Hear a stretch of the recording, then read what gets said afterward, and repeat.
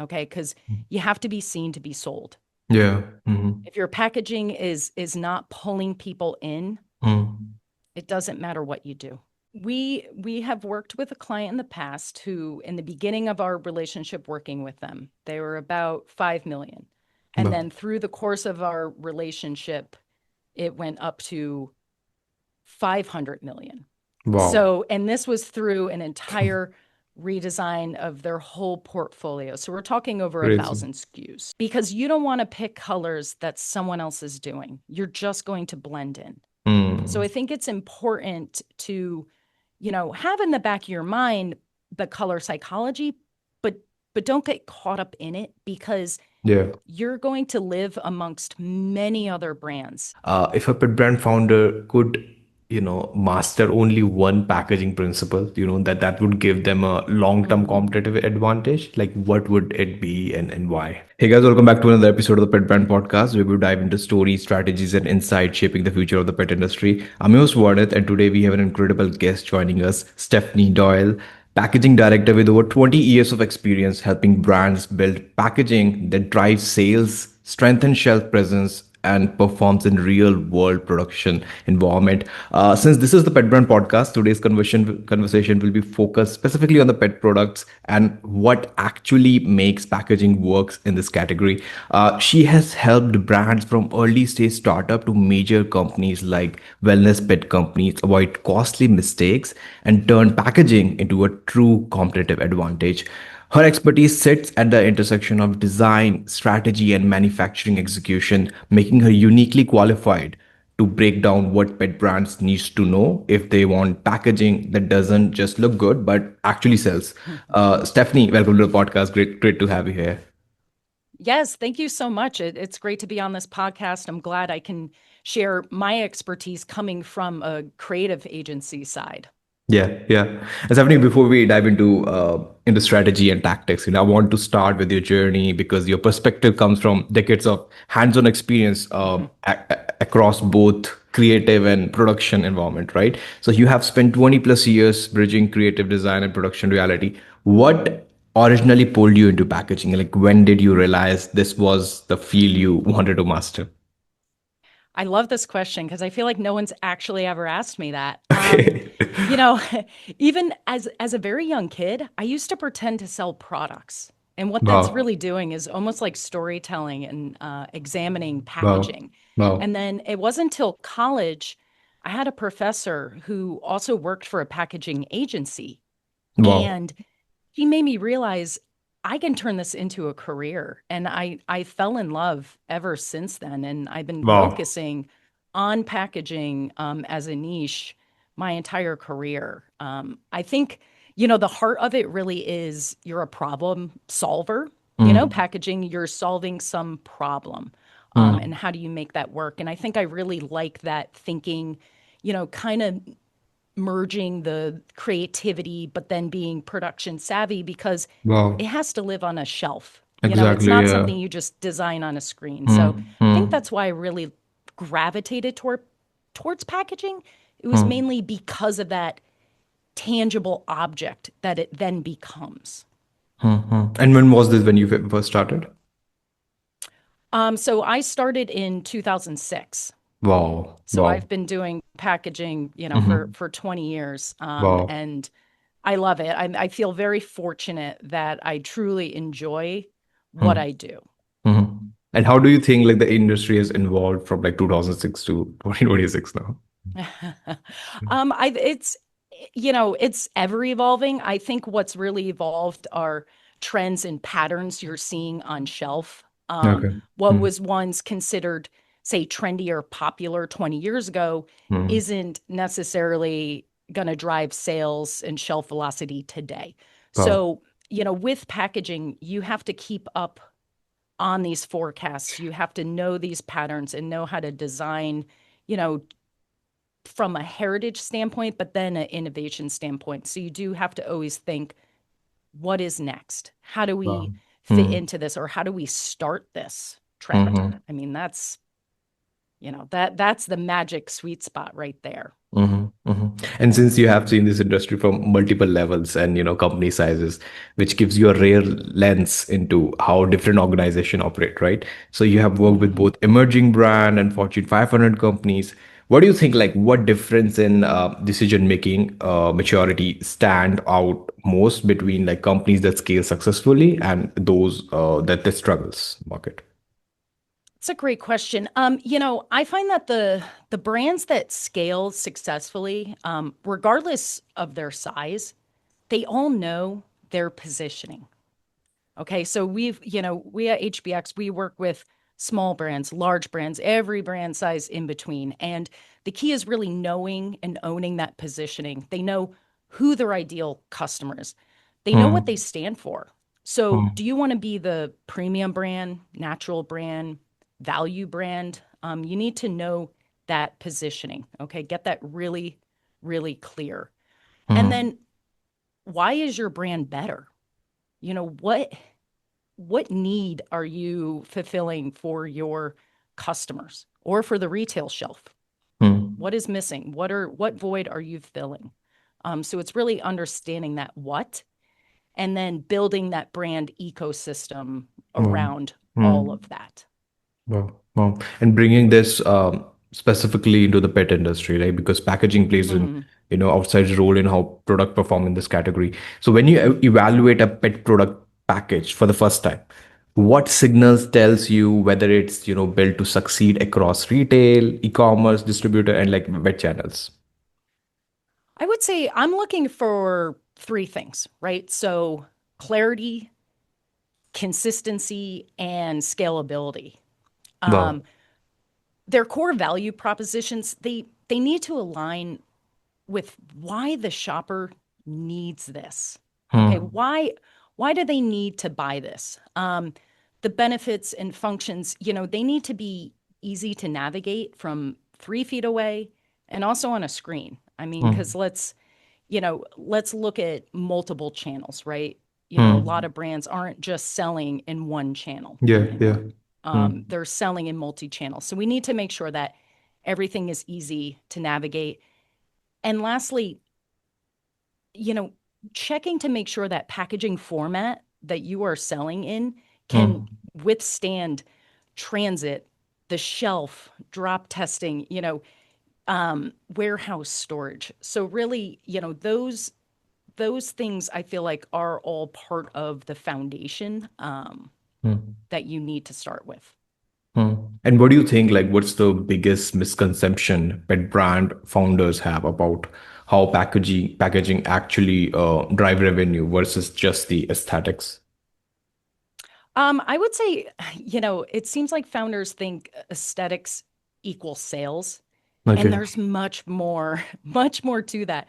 What Hmm. I feel that really converts is clarity, and you're probably going to hear me say that often. Okay. That Hmm. really Hmm. is the key The thread key. here. Clear benefits and that easy navigation will be a beautiful design Hmm. every time. Wow. As much as I obviously we create beautiful designs, but there's strategy to that. There's intention. So I would say you need to have intention with everything you're putting on that package. Mhm. Also, for some pet brand founders who have like limited resources, right? If a pet startup launches with limited capital, how should they prioritize structures, materials, compliance info, and like visual hierarchy for maximum commercial impact? Ooh, this is a tricky question because Okay. everyone has a different budget Yeah, yeah, yeah. and different priorities. But I would Mhm. say overarching, I would pick a structure and a material that is stock. Okay, so do not come up with a custom dye line that you need tooling for. That is very expensive. So find a pouch Hmm. that already exists, a stock size. You're going to save money there. You can Hmm. also save money on the material you choose. So, say for instance, you have a treat bag or a dry kibble bag Hmm. that's sold in a plastic pouch. You can downgrade the gauge of that plastic so it's a little Okay. thinner. Okay. Know your consequences, though. Thinner material, you Yeah. may see through to the product if it's a darker product. Okay, Hmm. so there are trade-offs, but if you're really tight on your budget, I think you can make those cutbacks there. And then, go with digital printing, assuming you're going to have a small MOQ. Okay, that's perfect for startup brands. You can also easily make changes with digital printing without the expense of plates. And then being a packaging designer, I would prioritize my visual hierarchy. Okay, because you have to be seen to be sold. Yeah. Mm-hmm. If your packaging is not pulling people in, Mm. it doesn't matter what you do. Yeah. So I think I would really try and prioritize that. And Mm. then this is all temporary, with that material and structure. You can advance as your journey goes on. Maybe then sustainability is part of your mission. And you Yeah. can tell buyers that too. Say, right now I don't have that, but Mm. Mm. we are working towards that. So don't be afraid to um, expose and say what your future plans are. Yeah. Yeah. And that's how I guess the more authentic you are with your customers, the more they will connect with you. Yes. Yep. Yep. Mhm. And once a product, actually reaches retail shelves, packaging becomes a silent salesperson, you can say. So when a retail buyer evaluates a pet product, what packaging signals make them confident that it will sell quickly? I would say, is it expanding their category or is it filling a gap they may not have? Um, Mm, mm. there's a saying like you can do something the same but do it better. What Yeah. what gap are they missing within their shelf space that you can confidently say my brand is going to fulfill this Mm, and it's going to be a differentiator and therefore shoppers are going to gravitate to that and then purchase after. mm, mm. And also, what do you think? Like, what are the top visual trust signals pet parent, subconsciously look for before they feel safe buying a product for their pet for their Um, you know, I I find we do a lot of pet parent emotional connection. wow. Mhm. So this can come off through visuals, right? Whether it's use of photography or use of silhouettes. Making that emotional connection makes Mm, people feel safe. Can they mhm, resonate with it? mm. Also, if you have ingredient visuals on your packaging too, make sure they look natural. Okay, Yeah. so getting across this health aspect or real ingredients, showcasing that all really builds trust Mm. around your brand visually. And then lastly, do you have claims or certifications Yeah. on your Yeah. packaging? Do you Mm. have vet recommended or clean label project? I mean, having these certifications or badges of honor, Yeah. whether it's part of your marketing speak. Um, it just reinsures visually that there's something special about this, that it's stamped with approval. So you can have it certified, or you can come up with your own Mm. through your language, your marketing language. Mhm. Also, is there anything like that? I'm just thinking through. Are there any specific colors that pet brand founders they can use for their pet product? Are there any specific that subconsciously, make the pet parents more attracted towards the product? Are there anything like that? Um, you know, so there's a whole color psychology. Okay. Blue Yeah, yeah, usually yeah. is very trustworthy and loyal. But what I think is almost more important is looking at the shelf set because you don't want to pick colors that someone else is doing. You're just going to blend in. So Mm. I think it's important to, have in the back of your mind the color psychology, but don't get caught up in it because Yeah. you're going to live amongst many other brands. And if you're using the same color tones, you're just Mm. a copycat of that other brand. Mm. So you Mm. need to disrupt the shelf and stand out and find where can you carve out your color palette that's going to resonate with the consumers and then build trust all around that. Yeah, yeah. And how do you think, like, how should pet brands, structure their front panel so shopper like instantly understand the species, life stage, and benefits and differentiation? So what I like to do is we tend to design with leading with the brand, okay? And if we divide your package up into sections, that is Hmm. a section that we are not going to touch. So that will live in the same spot, the same location Okay. across everywhere. And then everything below that can change. Okay. And that's part of a system that we build in place. Hmm. So I think it's really important if you put yourself in the shopper's shoes, you're going to the shelf, you're seeing the brand, okay, getting some maybe recognition of the brand that you already know, but you're Hmm. seeing it loud and proud. And then assuming you're already in the dog aisle, say to look for dog food, it Hmm. doesn't need to scream dog, but I Yeah. should know it's dog very Yeah. quickly. Okay. Yeah. Like I don't need it to be totally in my face, but I just want to know right off the bat, Hmm. okay, I'm in the dog section.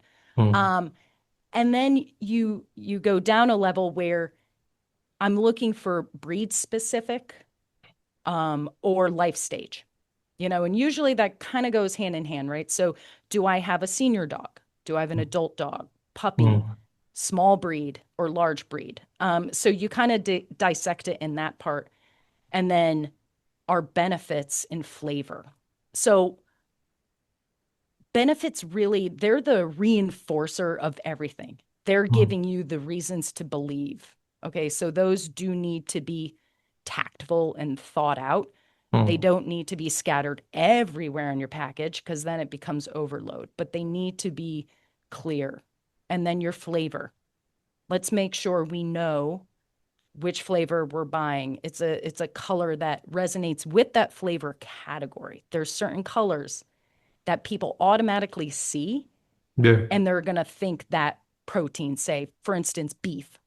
I'm probably going to think red or brown Hmm. for Hmm. beef. I'm not going to think teal Yeah. or a light green or so make sure you're really checking those lists. But I would say always having that brand consistent in your hierarchy first makes everything look uniform on the shelf Yeah. and it's easier for the consumer to know where that navigation begins.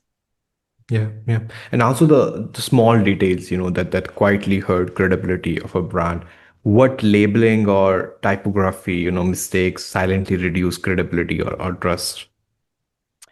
Um, I would say legibility for the typography. If your Okay. type is too small or Mhm. it's not contrasting against the background and it's hard to read, I'm going to struggle with thinking everything else inside the package is good. Or are you highlighting the wrong thing? If your type is screaming and shouting about something that really isn't resonating, well, what's the point of that then? Yeah, It just creates confusion. Um, and as far as labeling, and some of these are uncontrollables for the brand owner. It's more in the manufacturing stage. Was that label put on incorrectly? Is it crooked? Or, things like that really, they hurt the credibility of the brand. yeah, Usually we don't see that because there's so many QC checks in manufacturing, and if something's not right, they'll pull it. yeah, But there are times where things slip through the tracks. So knowing, the manufacturing QC, knowing how you're printing it to make sure your type is large enough and it's not going to plug up or be hard to read. So knowing all those parameters first will help make sure that everything is legible and readable because that is the most important yeah, part. yeah, yeah. And design is like only half the equation, right? Execution is where brands run into trouble. So, what technical Yes. question should pet brand founders ask? Always ask manufacturers before approving, packaging files.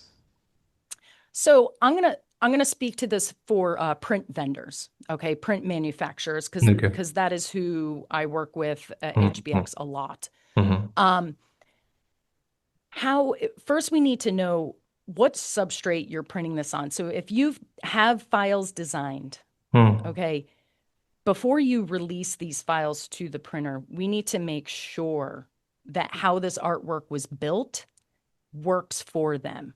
So what printing capabilities and all of this really should be discussed on day one, Mm-hmm. but sometimes it's not.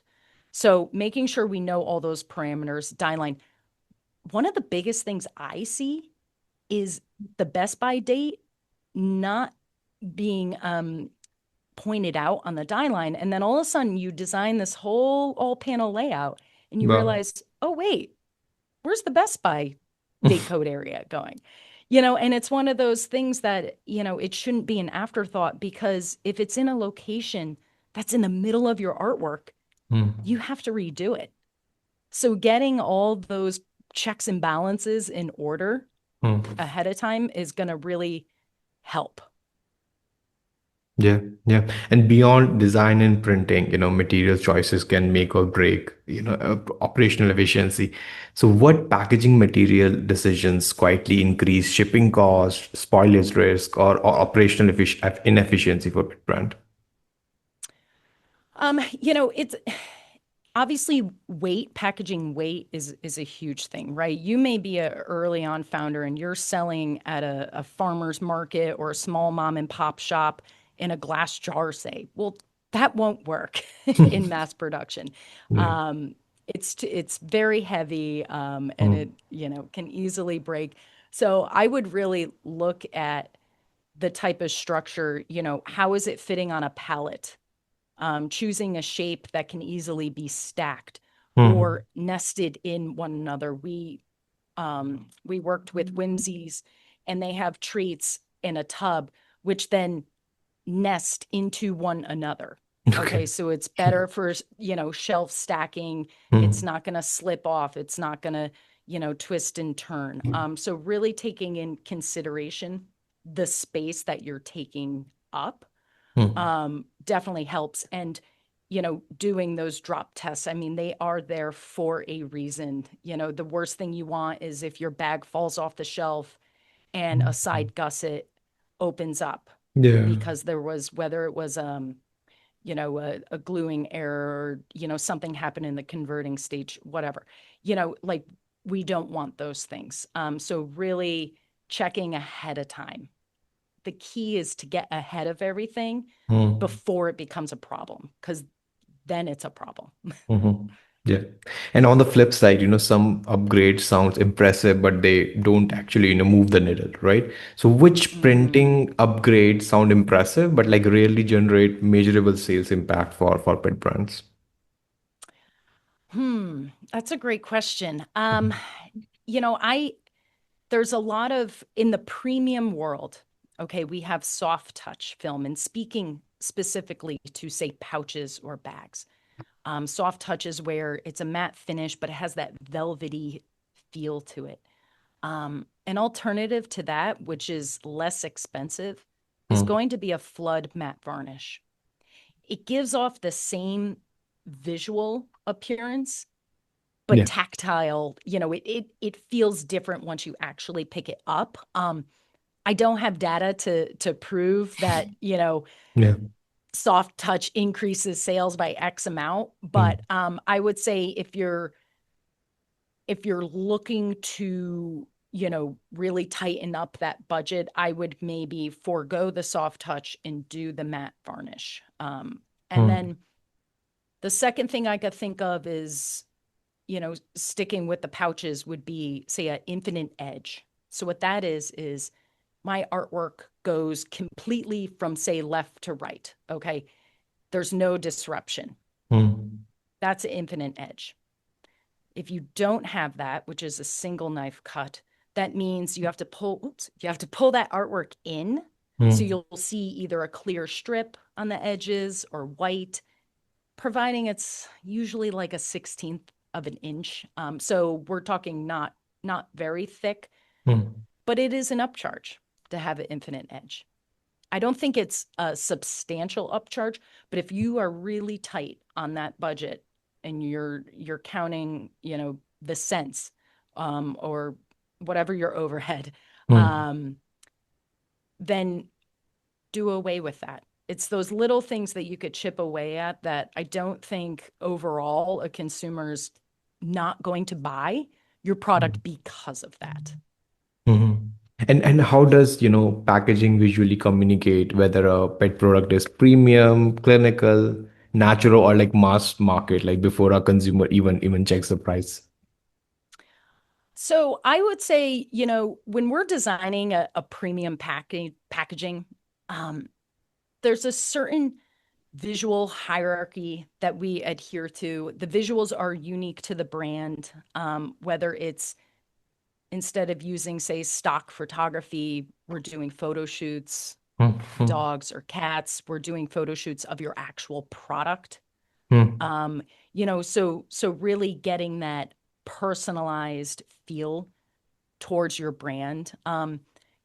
There's also, you know, um, room, meaning like there's air around your package. It's not overcrowded with information overload.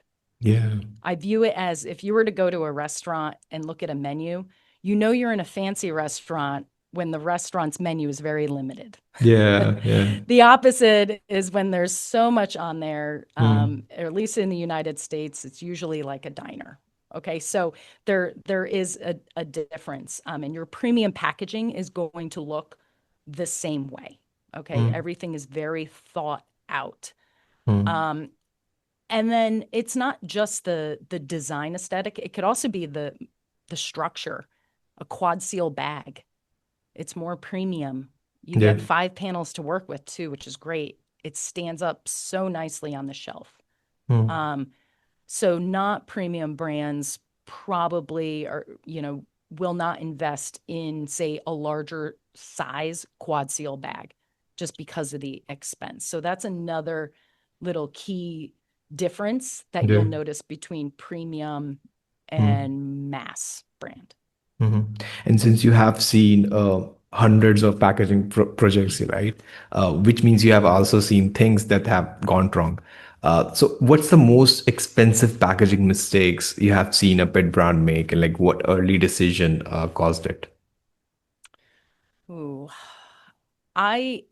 from my experience of doing packaging for 20 years, Yeah. I would say it's two things. It boils down to two things. One Okay. is unrealistic timelines and Okay. how that affects creative output. And Hmm. then the second would be designing in a silo, meaning designing very tunnel visioned, only thinking about that one or say three SKUs at a time. I noticed, oftentimes early on founders may already have a design that they had worked out, whether it was themselves or a friend of the family. Hmm. And then they're hiring one off, say, freelancers to do their work, and everyone's sort of working in their own world Hmm. versus working with, say, an agency where you're touching every point of Hmm. their stage. Okay. So every packaging component, you're looking at it more holistically. So I think I would suggest don't just think about that initial package and think you're stuck with it. Okay. And and then the unrealistic timelines, that comes down to rushing graphics. That's when mistakes happen.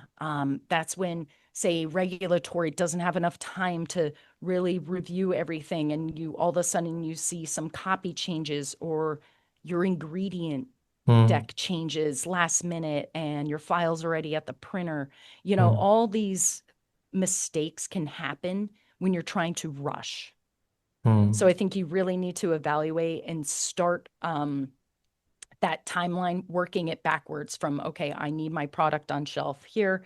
I need my Hmm. bags filled, working in and then buffering in some time for revisions. Hmm. Hmm. Also, like So when that would be my brands. two. Yeah. Uh-huh. And also when brands expand into multiple SKUs like species or formulas, what packaging system structure and documentation should be built early so scaling doesn't create chaos. So this is why we have style guides. Okay, so that is an actual document that you can take True.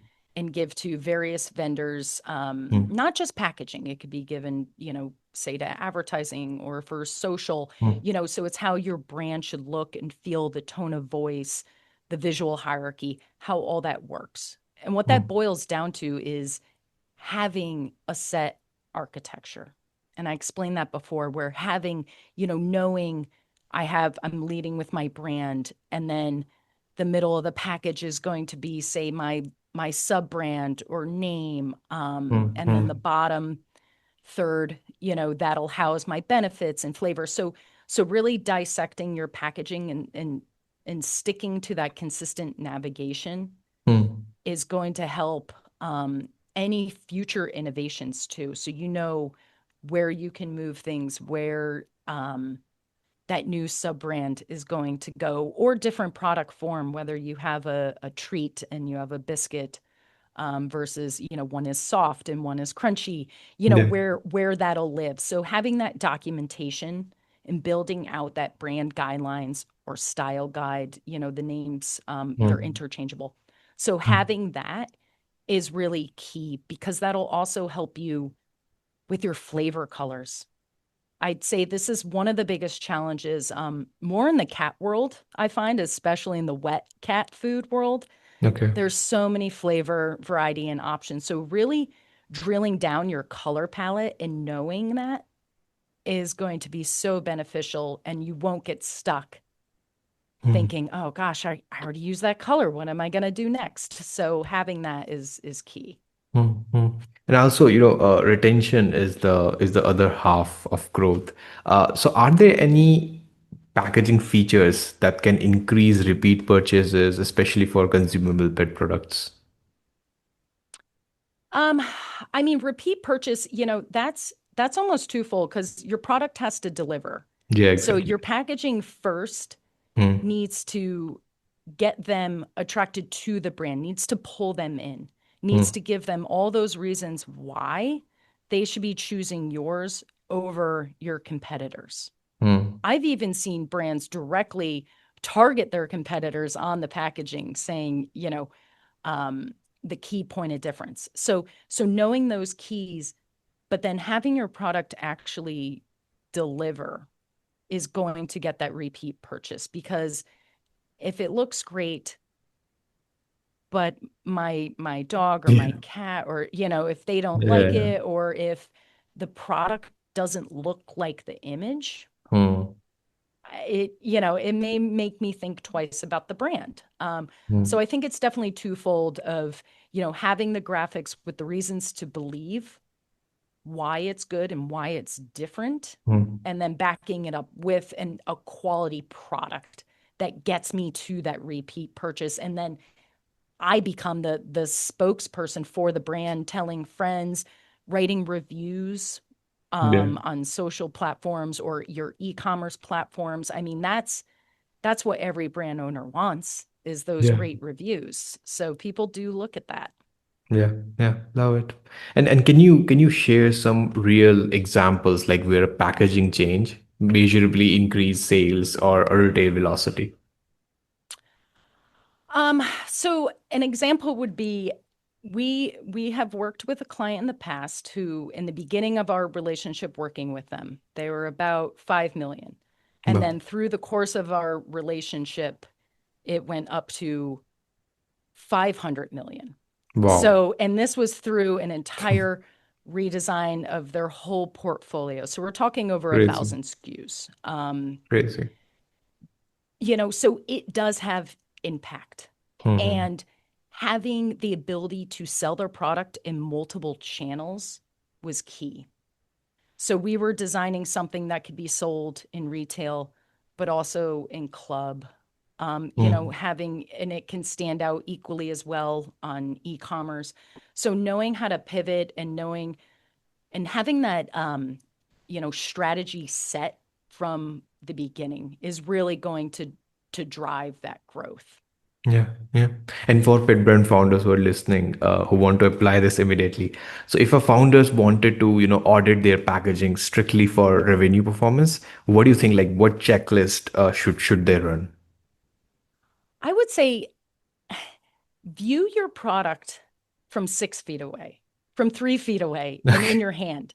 You're Okay. almost doing your self evaluation. What Mhm. stands out first? What from a distance, and we do this actually in our phase one creative when we're first designing. We'll Okay. stand far back. Okay. Well, look, we'll see which designs are doing well from Hmm. afar. Hmm. And then we get really close. And how that's when the communication really comes through because I can actually read it. Okay. So when that product's in hand, Hmm. or for instance, online, looking at the thumbnail versus zooming in, like I can actually read it. Hmm. How is that clarity and communication resonating? So as a founder, I would say do that check from variable distances. Hmm. And I think a lot is going to become crystal clear once you do that. So what is pulling you in amongst Hmm. other brands? I mean, we've had clients, they've had comps made of their product or even just printed out the face panel, put it on, a bag and brought it to the shelf.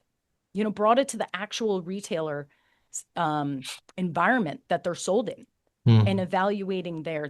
It is so beneficial to actually take your product and bring it into that space Hmm. and see how it interacts because you're not just competing with yourself, Hmm. you're competing against everyone else.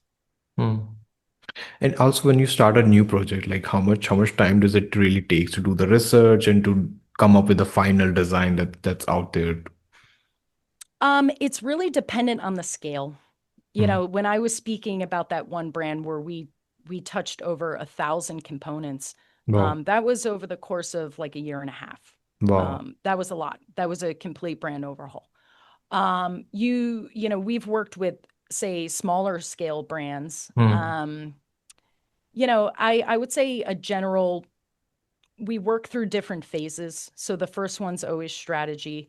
And usually, it's a couple weeks. And then Hmm. once we really get that strategy to a point that we're aligned with the owner as well, Hmm. then we start the initial creative. And Wow. once that's complete, then you get into all panel, mechanical. Hmm. Then you bring in your, print vendor, and we make sure the files are prepped and ready to Hmm. print, and then we send those off. So, you may be talking, say, 4 to 6 months, I would say, but it is Wow. so dependent on how far along in the journey are you? Do you even have a logo? Hmm. Some come to us without a logo yet or with. We also do naming. So do you have a name for your line that you're selling? Hmm. So those variables definitely impact the overall timeline. But when you first work with an agency, you will be getting that broken down timeline. So you're both on the same page. Um, we meet sometimes weekly with our clients to do a project status with their team, Yeah. just to make sure everyone is on track. Hmm. Because there's a lot of people involved once you get to a larger scale. Hmm. So I think asking that creative agency for a broken out timeline Hmm. so it holds everyone accountable, but then knowing there has to be some flexibility. Hmm. Things always do pop up or happen or the uncontrollables. So I would highly suggest that. But yeah, it's so dependent on the amount of SKUs. Yeah, yeah. And many pet brands eventually scale beyond one market. What packaging challenges should pet brands anticipate when expanding internationally across market with different regulations and retail expectations? So I definitely have experience with this. Regulatory changes, claim changes. There's certain language that you can Mm. say Yeah. in Americas versus European or the Asian market. Um, Size offerings. So depending on the market as well as where you're selling it in, they Mm. may have, say, smaller size bags versus, say, the US market, which accommodates larger size bags for, say, large breed dogs. So, Mm. knowing those, and then certain visual cues. So, international, we're dealing also with various languages usually.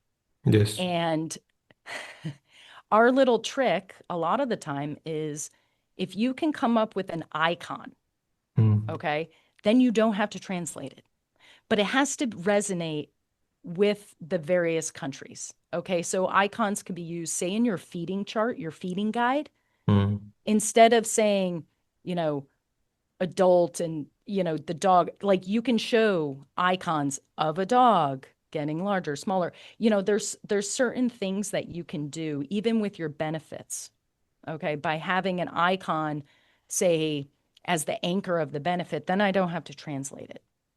We also don't have to translate anything that's TM because, for from my experience of developing packaging for international, we had about 25 languages on it for this one particular dog and pet food brand. And it Yeah. was, the entire back panel was pretty much it, just words.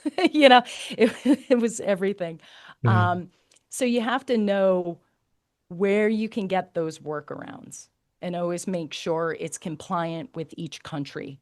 Hmm. So you're meeting all of their requirements. Also, as far as materials, certain materials or recyclability, making sure that that works for everyone.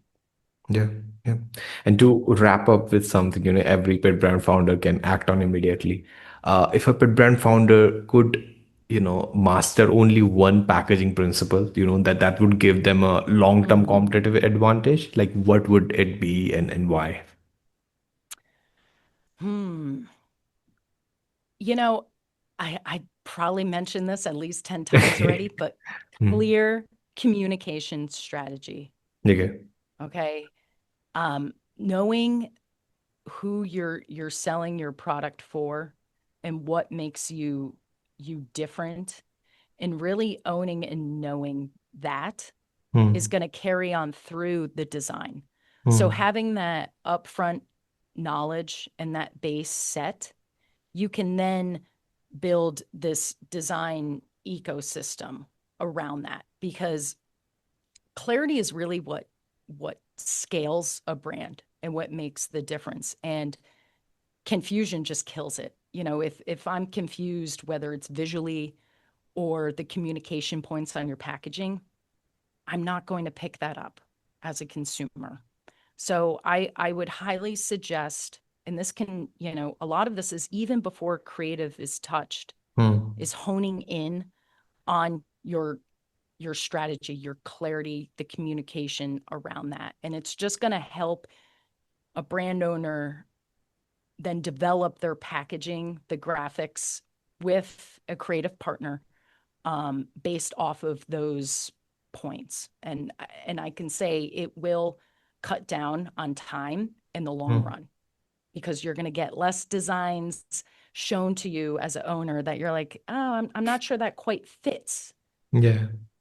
But by getting that upfront strategy as Hmm. a creative agency, we know what pillars we're going to be designing through. So I would say that is definitely my key point for a brand owner is, finding that creative partner that can help you through that process. Yeah, yeah, love it. Stephanie, this has been a fantastic conversation. Thank you so much for taking your time to share insight. Great. Thank you so much. Glad to be on Uh-huh. and can't wait. And I know our listeners are going to take away ideas that they can apply to their own brands. And for everyone listening, if you're a pet brand founder, CEO, or decision maker who wants packaging that not only looks great but actually performs in the real world, I highly recommend connecting with Stephanie and learning more about her work. I will leave all the links in the description below. You can connect with her. And to everyone tuning in, thank you for listening to Pet Brand Podcast. I'm your host Warneth, and I'll see you in the next episode where we continue exploring what it really takes to build and grow a pet brand.